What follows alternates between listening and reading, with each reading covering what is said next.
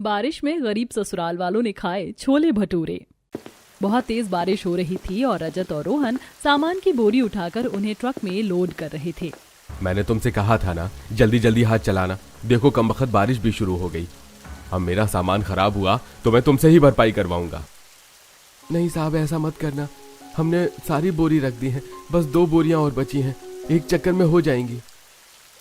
हाँ मालिक, बस अभी करते हैं हम। अच्छा ठीक है, जल्दी करो। रजत और रोहन दोनों जल्दी से मिलकर बची दोनों बोरियां अपने कंधों पर उठाकर ट्रक में लोड करने के लिए लेकर जा रहे थे। लेकिन तभी कीचड़ में रोहन का पैर फिसल जाता है और वो गिर जाता है। मेरे भाई, क्या हुआ तुम्हें? रजत जल्दी से बोरी रख कर रोहन को देखता है। तुम ठीक तो हो ना? भैया, मुझे चोट लग गई। तभी वहाँ उनका मालिक आता है। हे भगवान, ये क्या हो गया? हाँ मालिक, मेरे भाई को चोट लग गई। अरे मेरी बोरी से सारी सब्जियां बाहर गिरकर खराब हो गईं। क्या तुमसे एक काम भी ढंग से नहीं होता? मैं इसी बात के पैसे देता हूँ क्या तुम्हें? माफ करना मालिक, लेकिन मेरा पैर फिसल गया था, इसलिए ऐसा हुआ। अब मैं तुम्हें तुम्हारे पैसे नहीं दूंगा। तुमने मेरा बहुत बड़ा नुकसान किया है। ऐसा मत कीजिए मालिक, हम सुबह से इतनी मेहनत से इतनी सारी बोरियां ढो रहे हैं, आप हमारे पैसे मत काटिए। क्यों ना काटूं? मुझे नुकसान हुआ है तो पैसे तो काटूंगा ही। 1 रुपया तक नहीं दूंगा आज तुम्हें। ऐसा मत कीजिए, घर पर बच्चे भूखे हैं, हमें उन्हें भी खाना खिलाना है। रोज की दिहाड़ी से ही हमारे घर का चूल्हा जलता है। रजत और रोहन के बार बार विनती करने के बाद भी महेंद्र नहीं मानता और आखिर में उन्हें केवल 100 रुपए ही देता है। पैसे लेकर बारिश में दोनों बड़ी मुश्किल से घर की तरफ जा रहे थे। गिरने की वजह से रोहन के पैर में चोट लगी थी और वह लंगड़ा कर चल रहा था। तुझे तो बहुत चोट लगी है, चल डॉक्टर के पास चलते हैं। अरे नहीं भैया, मामूली सी चोट है, इसमें भला डॉक्टर के पास जाने की क्या जरूरत? जरूरत क्यों नहीं है? देख कितना खून बह रहा है। नहीं भैया, डॉक्टर के बिना वजह पैसे ले लेगा। हमारे पास इतने पैसे नहीं है, हमें राशन भी लेना है। आप घर चलिए, मैं घर जाकर इस पर कुछ लगा लूंगा। लेकिन मेरे भाई। कोई बात नहीं भैया, मैं बिल्कुल ठीक हूँ। रोहन रजत की बात को बीच में काटते हुए कहता है और उसे डॉक्टर के पास ले जाने से मना कर देता है। वहीं दूसरी तरफ, हे भगवान, आज फिर से घर में पानी भर गया है। पहले ही छत कम टपक रही थी, जो ऊपर से पानी भी भर गया। हाँ बिल्कुल सही कहा, पूरे घर में पानी भर गया है। तो सही है ना दादी, हमारे घर में भी स्विमिंग पूल बन गया। हाँ, हम इसमें तैरेंगे। चुप करो, कुछ भी बोलते हो। इतना गंदा पानी घर में घुस रहा है और इन्हें मस्ती की पड़ी है। ये तो बच्चे हैं, इन्हें क्या ही पता। अब हमें पानी निकालना होगा। चलो बच्चों, तुम भी हमारी मदद करो। सभी बाल्टी की मदद से घर से बाहर पानी निकालने लगते हैं। बारिश में उन्हें बहुत परेशानी होती थी। वहीं दूसरी तरफ रजत और रोहन भी राशन लेकर घर वापस आ जाते हैं। रोहन को लगी चोट देखकर सभी घबरा जाते हैं। अरे बेटा, क्या हुआ? इतनी चोट कैसे लग गई तुझे?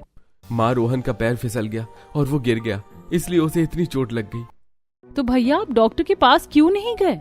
मैंने इसे बहुत बोला, लेकिन इसने मेरी बात नहीं मानी। क्यों?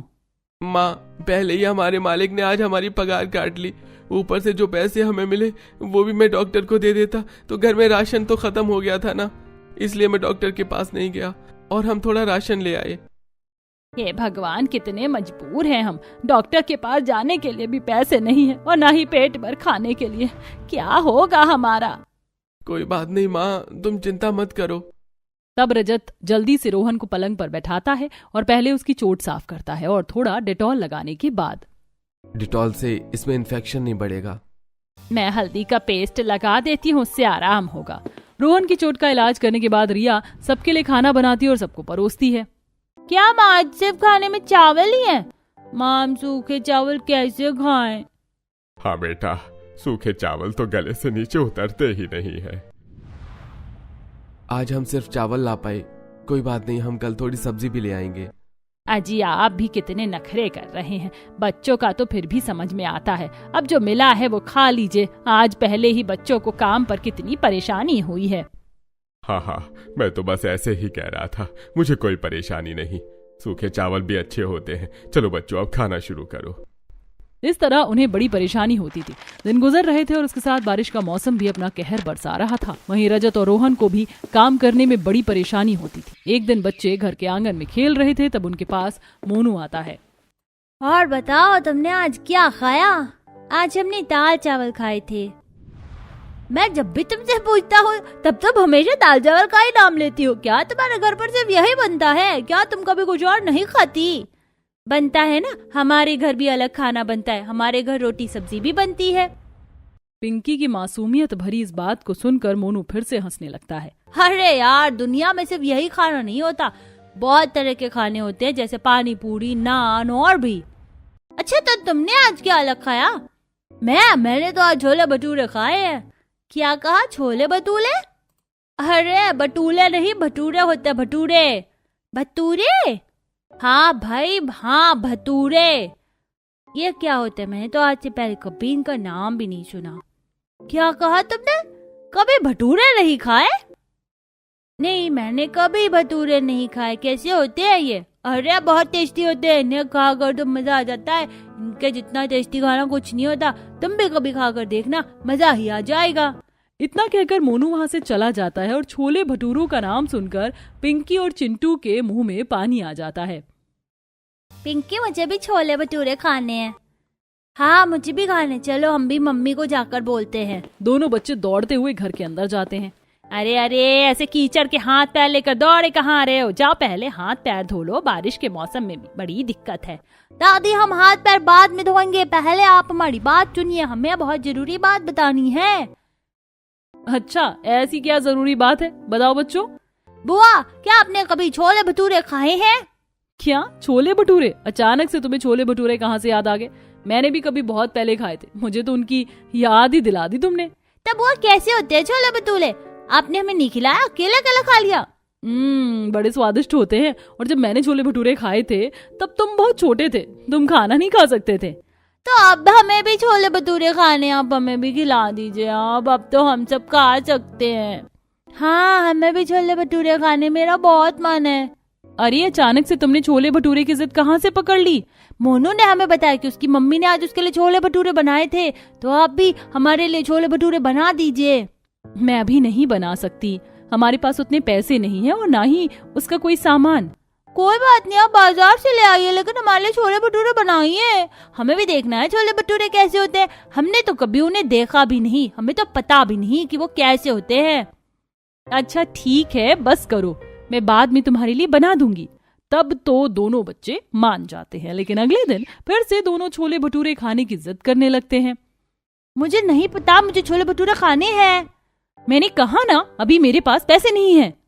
मुझे भी छोले भटूरे खाने हैं। चुप करो दोनों, अभी जो खाना मिला है वही खा लो। नहीं, मुझे नहीं खाना ये खाना, मुझे बस छोले भटूरे ही खाने और कुछ नहीं। हे भगवान, दोनों इतने जिद्दी कैसे हो गए? अब मैं क्या करूं, मुझे कुछ समझ नहीं आ रहा।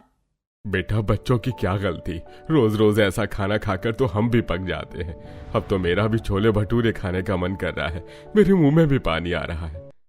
अजी चुप कीजिए, कुछ भी बोलते रहते हैं आप। आपको पता है ना, हम सादा खाना भी कितनी मुश्किल से खा पा रहे हैं। हमारे घर के हालात कैसे हैं, तो हम भला छोले भटूरे कैसे खा सकते हैं? मुझे नहीं पता, मुझे एक बार छोले भटूरे खाने तो खाने हैं। मुझे भी चखना है कि कैसे होते हैं। दोनों बच्चों को गला फाड़ कर रोते देख रिया को भी बहुत बुरा लग रहा था। तब उसे एक आइडिया आता है। ठीक है, तुमने कभी छोले भटूरे नहीं खाए ना, तो मैं तुम्हें छोले भटूरे बनाकर खिलाऊंगी। क्या सच में मम्मी? हाँ, लेकिन पहले तुम अभी खाना खा लो, मैं कल तुम्हें छोले भटूरे बनाकर खिलाऊंगी। ठीक है। पिंकी और चिंटू चुपचाप खाना खा लेते। उसके अगले दिन सुबह, मम्मी, आज तो आप हमारे लिए छोले भटूरे बना रही हो ना? हाँ बेटा, बिल्कुल। ये बात सुनकर पिंकी खुश होकर घर के बाहर खेलने चली जाती है। तब, लेकिन भाभी, हमारे पास तो ना छोले हैं, ना मसाले और ना ही मैदा खरीदने के पैसे हैं, तो आप कैसे छोले भटूरे बनाएंगी? बाकी सब तो मैं देख लूंगी, लेकिन मुझे थोड़े छोले और मसाले तो लाने ही होंगे। एक काम करो, तुम पड़ोस वाली काकी से थोड़े से छोले ले आओ और मैं बाजार से कुछ मसाले लेकर आती हूँ। नेहा पड़ोस वाली काकी के घर जाती है। अरे नेहा बेटा, कैसे आना हुआ? काकी, क्या आप हमें थोड़े छोले उधार दे सकती हैं? बच्चों ने छोले भटूरे खाने की जिद पकड़ी है और आप तो जानती हैं हमारे हालात कैसे हैं। हाँ बेटा, रुको, मैं अभी लेकर आती हूँ। विमला अंदर आती है और छोले लाकर नेहा को देती है। आपका बहुत बहुत शुक्रिया काकी। कोई बात नहीं बेटा। इधर नेहा छोले मांग कर लाती है और वहीं दूसरी तरफ रिया ने कुछ पैसे जोड़े थे, उनकी मदद से वो मसाले लेकर आती है। और घर आने के बाद, मैं जब तक छोले की सब्जी तैयार करती हूँ तब तक तुम आटा गूंथो। आटा? लेकिन भाभी आटे के भटूरे नहीं बनते हैं। हाँ लेकिन पूरियां तो बनती है ना। अब बच्चों को क्या ही पता कि भटूरे कैसे होते हैं। कम से कम पूरी बनाकर खिला दूंगी तो उनकी संतुष्टि हो जाएगी। भाभी मानना पड़ेगा, आपने भी कमाल आइडिया निकाला है। उसके बाद रिया छोले की सब्जी तैयार करती है और नेहा आटा तैयार करती है, जिसके बाद रिया गरम गरम पूरियां बनाती है और सबको खाने के लिए बुलाती है। ये आज हम छोले भटूरे खाएंगे। क्या सच में? फिर तो मजा आ जाएगा। रिया सबको खाना परोसती है, जिसे देखकर रमेश के होश उड़ जाते हैं। अरे बेटा, लेकिन ये तो। रमेश आगे कुछ बोल पाता उससे पहले रिया उसकी बात काटती है और उसे इशारा करते हुए कहती है, हाँ पापा जी, मैं आपकी बात समझ गई हूँ, लेकिन बच्चों का इतना मन था छोले भटूरे खाने का तो मैंने बना ही दिए। रमेश भी रिया की बात को समझ जाता है और ठीक है बेटा, मैं समझ गया। इस तरह बच्चे भी खुश हो जाते हैं। और कुछ दिन बाद बच्चे बारिश में खेल रहे थे, तभी उनके पास मोनू आता है। और दाल चावल खाने वाले बच्चों, तुम्हें पता है आज मैंने फिर से छोले भटूरे खाए हैं। हम हमेशा दाल चावल नहीं खाते, हमने भी छोले भटूरे खाए हैं। क्या कहा? मैं मान ही नहीं सकता, तुमने तो कभी उसका नाम भी नहीं सुना, तो तुम्हें क्या पता उनका असली स्वाद? मुझे तो पता है, तुम मुझसे झूठ बोल रहे हो। नहीं, हम झूठ नहीं बोल रहे, हमने पिछले हफ्ते छोले भटूरे खाए, मेरी मम्मी ने बनाए थे। हाँ, बहुत स्वादिष्ट थे, मजा आ गया। मुझे यकीन नहीं है, क्या सबूत है तुम्हारे पास? तुम हमारे घर पर आना, हम तुम्हें भी खिलाएंगे। ठीक है, मैं खुद अपनी आंखों से देखूंगा। कुछ दिन बाद पिंकी और चिंटू फिर से छोले भटूरे खाने की जिद करते हैं, क्योंकि उन्हें अपने आप को सही साबित जो करना था। बड़ी मुश्किलों के बाद आखिरकार रिया उनकी ये डिमांड पूरी करने के लिए तैयार हो जाती है। ठीक है, मैं आज बना देती हूँ, लेकिन तुम ऐसे बार बार जिद नहीं करोगे। ठीक है मम्मी। रिया फिर से सामान उधार लाती है और उनके लिए पूरी और छोले बनाती है। वहीं पिंकी और चिंटू मोनू को भी अपने घर पर बुला लेते हैं। तब देखो, मेरी मम्मी ने छोले भटूरे बनाए, तुम भी खा लो। मोनू सामने पूरी और छोले देखकर हैरान हो जाता है और जोर जोर से हंसने लगता है। तुम्हारी मम्मी ने तुम्हें उल्लू बनाया? ये कोई छोले भटूरे नहीं है, ये छोले की सब्जी के साथ पूरी है। वही मैं सोचूं कि तुम कभी छोले भटूरे कैसे खा सकते हो, तुम्हें कभी छोले भटूरे खाने को नहीं मिलेंगे। इतना कहकर मोनू हंसते हुए वहाँ से भाग जाता है और बेचारी पिंकी और चिंटू का दिल टूट जाता है। आपने हमें उल्लू क्यों बनाया? हाँ, आपने हमारे साथ अच्छा नहीं किया। दोनों बच्चे फूट फूट कर रोने लगते हैं। मुझे माफ कर दो बच्चों, मैंने तुम्हारे भले के लिए ऐसा किया था। हे भगवान, अब मैं क्या करूं, इन्हें कैसे समझाऊं। रिया उन्हें चुप करवाने की कोशिश करती है, लेकिन वो चुप नहीं होते। भाभी, ये ऐसे चुप नहीं होंगे, इनका दिल बुरी तरह टूटा है। अब तो इन्हें एक बार छोले भटूरे खिलाना ही होगा। शाम को रजत और रोहन जब काम पर से घर वापस आते हैं, तब रिया उन्हें सारी बात बताती है। अजी, अब आप ही कुछ कीजिए, बच्चों को भटूरे खिलाइए। मैं इन्हें अभी ढाबे पर लेकर जाता हूँ। चलो बच्चों, हम छोले भटूरे खाने चलते हैं। क्या सच में? चलो पापा, चलते हैं। रजत उन्हें एक ढाबे पर लेकर जाता है, लेकिन जब वहां जाकर उसे छोले भटूरे का दाम पता चलता है। अरे, ये तो 100 रुपए की प्लेट है, ये तो बहुत महंगी है। मेरे पास तो सिर्फ 20 रुपए हैं। वहां ढाबे पर सभी छोले भटूरे खा रहे थे और पिंकी और चिंटू उनको छोले भटूरे खाता हुआ देख रहे थे, जिससे उनके मुंह में पानी आने लगा। और पापा चलो ना, मेरे भटूरे ले लो। हाँ पापा, ले लो। दोनों बच्चे मासूमियत से रजत को देख रहे थे, लेकिन रजत करता भी क्या। बच्चों, अभी मेरे पास पैसे नहीं है, हमें घर वापस चलना होगा। रजत की ये बात सुनते ही दोनों बच्चों का दिल टूट जाता है और उनकी आंखों में आंसू आ जाते हैं। आंखों में आंसू लिए दोनों बच्चे घर वापस आते हैं और बिना खाए पिए ही सो जाते हैं। पता नहीं मैं कैसा पिता हूँ, मैं उनकी खाने की भी एक इच्छा भी पूरी नहीं कर सका। कोई बात नहीं जी, आज हम छोले भटूरे नहीं खिला सके तो क्या हुआ, हम अपने बच्चों को एक बार छोले भटूरे जरूर खिलाएंगे। इस तरह दिन गुजरते हैं। उनकी हालत काफी खराब थी। ऐसे ही एक दिन बहुत तेज बारिश हो रही थी और सभी बाहर आंगन में बैठे थे। ये तो छोले भटूरे की खुशबू है। हाँ, बहुत अच्छी खुशबू आ रही है, लेकिन हमें कभी छोले भटूरे खाने को नहीं मिलेंगे। हाँ, सच कहा बच्चों, बहुत अच्छी खुशबू आ रही है। मेरा भी छोले भटूरे खाने का बहुत मन कर रहा है, मेरे मुंह में तो पानी आ गया। सच कहूँ तो इतने दिनों से छोले भटूरों का नाम सुन सुनकर और आज इतनी अच्छी खुशबू के बाद तो मेरा भी छोले भटूरे खाने का मन करने लगा है। तभी मोनू छोले भटूरे खाते हुए अपनी छत पर आता है और जैसे ही पिंकी और चिंटू उसकी तरफ देखते हैं, तब वह भटूरा खाते हुए उन्हें चिढ़ाता है। देखो देखो, मैं असली छोले भटूरे खा रहा हूँ, तुम तो नकली छोले भटूरे खाते हो। ऐसे मजाक उड़ाकर मोनू वहाँ से चला जाता है। लगता है हमें कभी छोले भटूरे खाने को नहीं मिलेंगे। सही कहा, क्या हम कभी असली छोले भटूरे खा पाएंगे? दोनों बच्चों को उदास देख रिया का कलेजा कांप जाता है। अगले दिन रजत खुश होकर आता है। चलो बच्चों, आज मैं तुम्हें सच में छोले भटूरे खिलाऊंगा। नहीं, हमें कहीं नहीं जाना। उस दिन भी हमने दूसरों को खाते हुए देखा तो खुद नहीं खा पाए थे। हाँ, उस दिन भी आपने हमें उल्लू बनाया था। नहीं बच्चों, मुझे पता चला है थोड़ी दूरी पर यहाँ एक साप्ताहिक बाजार लगता है जहाँ पर सस्ते छोले भटूरे मिलते हैं। मैं तुम्हें आज जरूर खिलाऊंगा। रजत दोनों बच्चों को मनाकर बुधवार को लगे साप्ताहिक बाजार में ले जाता है। वहाँ 20 रुपए की एक छोले भटूरे की प्लेट मिल रही थी। भैया 1 प्लेट छोले भटूरे देना। ठीक है, अभी देता हूँ। उससे छोले भटूरे लेने के बाद रजत पिंकी और चिंटू को छोले भटूरे खिलाता है। छोले भटूरे खाकर दोनों बच्चे बहुत खुश हो जाते हैं। ये तो बहुत स्वादिष्ट है, सच में मजा ही आ गया। हाँ, मुझे भी छोले भटूरे बहुत अच्छे लगे। मैंने आज से पहले इतना स्वादिष्ट खाना कभी नहीं खाया। हाँ बेटा खाओ, जी भर कर खाओ। दोनों बच्चों को इतनी खुशी से छोले भटूरे खाता देख रजत को भी बहुत खुशी होती है। उसके बाद तीनों घर वापस आ जाते हैं। आज तो मजा ही आ गया। हाँ, मुझे भी बहुत अच्छा लगा। दोनों बच्चों को खुश देखकर सभी बहुत खुश थे, लेकिन काश हमें भी छोले भटूरे खाने को मिल जाते। हाँ, मेरा भी छोले भटूरे खाने का बहुत मन है। उनकी ये बात सुनकर रिया को कुछ सूझता है और वो अगले ही दिन बारिश में भीगती हुई एक ढाबे में काम ढूंढती है और उसे बर्तन साफ करने का काम मिल जाता है। काफी दिनों की मेहनत के बाद जब उसे अपनी पगार मिलती है तो वह उससे छोले भटूरे बनाने का सामान लेकर आती है। आप सभी का छोले भटूरे खाने का बड़ा मन था ना, तो आज मैं सच में असली वाले छोले भटूरे बना रही हूँ। क्या कहा? सच में बेटा? फिर तो मजा ही आ जाएगा। हाँ भाभी, फिर तो आप अपना जादू दिखा ही दो। बस फिर क्या था, रिया छोले भटूरे बनाती है जिसकी खुशबू से पूरा घर महक उठता है और फिर रिया सबको छोले भटूरे परोसती है। आहा, मजा आ गया। मैंने इतना स्वादिष्ट खाना कभी नहीं खाया। अरसा हो गया था कुछ स्वादिष्ट खाए हुए। सच में पापा, बहुत समय बाद कुछ स्वादिष्ट खाने को मिला है। सच में बेटा, तूने हमारे लिए इतनी मेहनत की। मम्मी, आपके छोले भटूरे तो बाजार वाले अंकल के छोले भटूरे से भी बहुत स्वादिष्ट है। हाँ भाभी, पिंकी सही कह रही है। आपने तो कमाल ही कर दिया। बहुत स्वादिष्ट छोले भटूरे बनाए हैं आपने। क्यों ना रिया, तुम भी अपना छोले भटूरे का काम शुरू कर दो। साप्ताहिक बाजार में इसमें बहुत मुनाफा होता है। हाँ, बहुत अच्छा आइडिया है।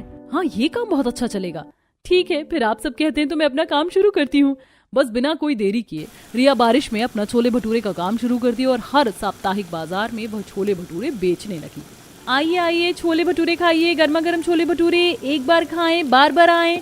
हल्की हल्की बारिश में उसके पास एक ग्राहक आता है। आप 2 प्लेट छोले भटूरे पैक कर दीजिए। मेरे बच्चों को आपके हाथ के छोले भटूरे बहुत पसंद हैं। जी मैं अभी कर देती हूँ। इस तरह रिया छोले भटूरे का काम शुरू करती है और उसे इसमें मुनाफा भी होने लगा और वह घर पर सबके लिए छोले भटूरे भी बनाने लगी, जिसके बाद अब बारिश में सभी छोले भटूरे का आनंद लेते थे।